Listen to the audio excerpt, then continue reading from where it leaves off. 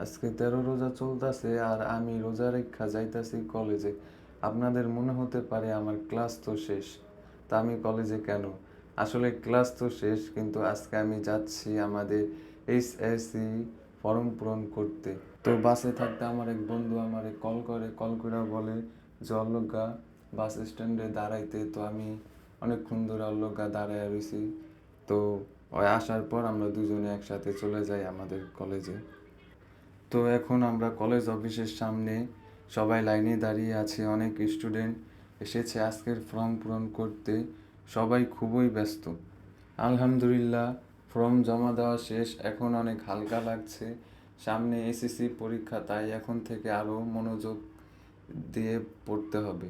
তো কলেজ থেকে বের হয়ে আমরা চলে যাই নিমতলা রেলওয়ে স্টেশনে। এই রেলওয়ে স্টেশনটা পদ্মা সেতুর কাছেই।